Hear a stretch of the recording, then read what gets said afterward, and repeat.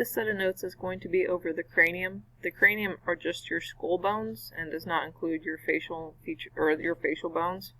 So the first one is your forehead. That's the front orange bone here.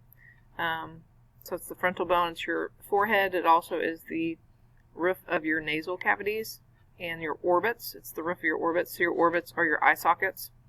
So it obviously makes up the roof of those orbits. It has what's called a supraorbital foramen. So supra means above, orbital means the eye sockets, and foramen is a very small hole that allows blood vessels and nerves to come through. So that's right above both of your eye sockets.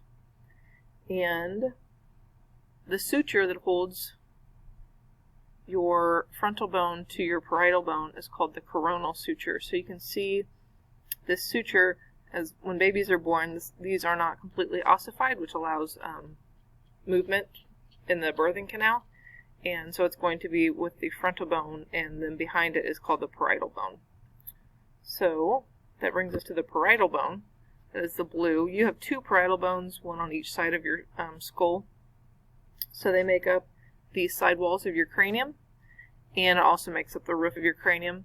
Now on the roof of your cranium you have a center suture that holds the one right down the middle, and that's called the sagittal suture. So it's going to hold these two parietal bones together. Our next bone of the cranium is called the occipital bone. This is the very back of your skull, but it also makes up the base of your cranium or your skull. Now in the base of it you have this what's called a foramen magnum, and it's the opening for your vertebral column to go through. That's the largest opening. We said foramen is going to be an opening, and that's the largest opening in your skull. Your occipital bone is associated with the ethmoid suture. So this is going to connect this temporal bone, which is these two red bones, but then also the parietal bone, and you can see this a little bit better in the next picture. So you see again that occipital bone's that purple, so that ethmoid suture is going to be right through here and connect to the parietal bone also.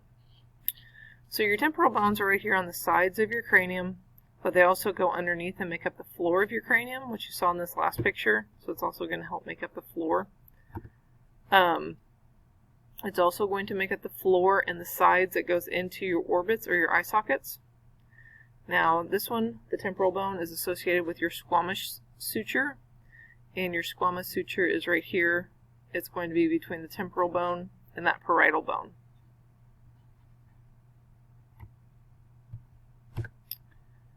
One of the smaller bones in your cranium is called the phenoid bone. Now it's just an individual bone, and it goes all the way through the cranium.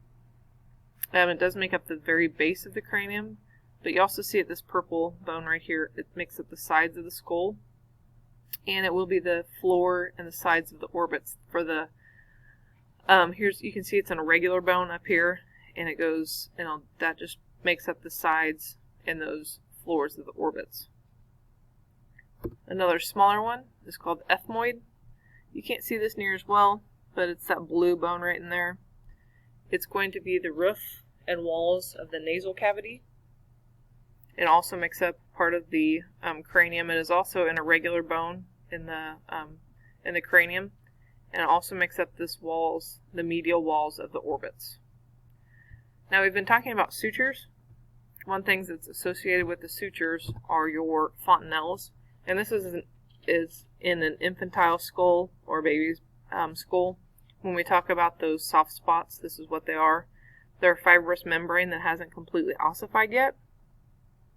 So you have this one right here between the parietal bones and the frontal bones. So these just haven't completely ossified. This is going to allow the movement in childbirth in the birthing canal.